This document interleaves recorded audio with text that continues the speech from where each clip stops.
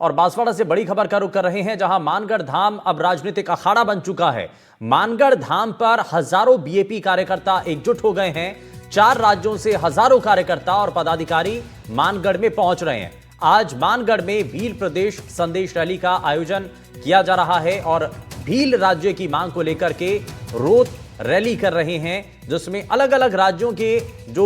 भील समुदाय के लोग हैं उनको एक साथ लाया जा रहा है। एक बड़ा सियासी संकेत और मैसेज देने की कोशिश है। लेकिन मानगढ़ धाम पर जब बीएपी के कार्यकर्ता बड़ी संख्या में इकट्ठा हुए हैं, बताया जा रहा है 4 राज्यों से यहां जो कार्यकर्ता हैं, हजारों कार्यकर्ता हैं, पदाधिकारी हैं, वो यहां पर पहुंच रहे हैं और मानगढ़ में भील प्रदेश संदेश रैली का आयोजन किया जा रहा है। और ये जो भील प्रदेश की अलग मांग है वो पहली बार नहीं है, पहले भी उठती रही है समय समय पर, और खास करके जब चुनाव आते हैं उस वक्त ये ज्यादा प्रबल हो जाती है। लेकिन फिलहाल भील प्रदेश का जो नक्शा जारी हुआ हाल ही में, जो जिसको लेकर के बड़ी चर्चाएं हो रही हैं, उसके बाद से अब ये बहुत तेजी के साथ ये मांग उठ रही है। लेकिन आज मानगढ़ में भील प्रदेश संदेश रैली जिसका आयोजन और भील राज्य की मांग को लेकर के राजकुमार रोध जो हैं वो ये रैली कर रहे हैं और इसके लिए बाकायदा बड़ी संख्या में अलग अलग राज्यों से जो कार्यकर्ता हैं उनको बुलाया गया है। तो लगातार जैसे कि हम आपको तस्वीरें दिखा रहे हैं, 4 राज्यों से हजारों कार्यकर्ता जो कि मानगढ़ पहुंच रहे हैं और मानगढ़ में भील प्रदेश को लेकर के एक बड़ा संदेश और यहां से आगे की रणनीति संभावना इस बात को लेकर के भी है, यहां से कुछ बड़ा मैसेज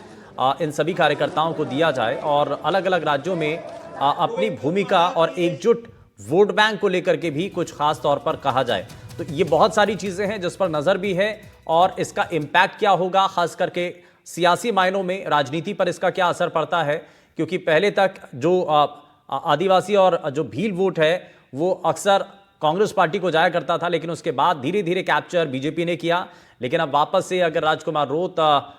भीलवाड़ा इलाके में अगर इस तरीके से वो एक अपने कार्यकर्ताओं को, भील समाज के लोगों को अगर यूनाइट करते हैं और मोबिलाइज करने की कोशिश करते हैं और बाकी प्रदेशों पर भी अगर उनकी नज़र रहती है, तो वहां पर अपने जो कार्यकर्ता हैं या अपनी पार्टी है उसके वर्चस्व को बढ़ाते हुए वहां पर एक इम्पैक्ट दिखाने की जरूर कोशिश होगी कि हम बाकी प्रदेशों के अंदर भी बहुत ज़्यादा प्रभावी नजर आ रहे हैं। तो इसके बहुत सारे सियासी मायने हैं, इन सभी को समझने की ज़रूरत है। लेकिन बड़ी संख्या में आदिवासी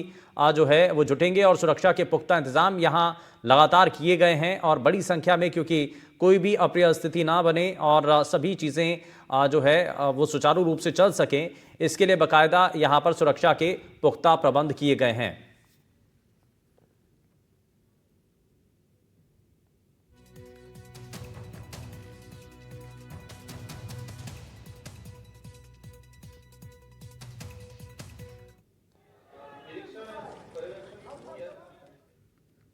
मानगढ़ में जिस तरीके से लगातार तस्वीरें और चीज़ें सामने आ रही हैं, उसको लेकर के जो तैयारियां हैं वो राजनीतिक रूप से भी दिखाई दे रही हैं और एक समाज को बड़ा संदेश देने की कोशिश भी है। तो अब सीटों का समीकरण भी है इसमें, क्योंकि राजस्थान के कई ऐसे ज़िले हैं जहां पर आदिवासी एक बहुत अच्छी खासी संख्या में रहते हैं। तो इसका प्रभाव कितना पड़ेगा,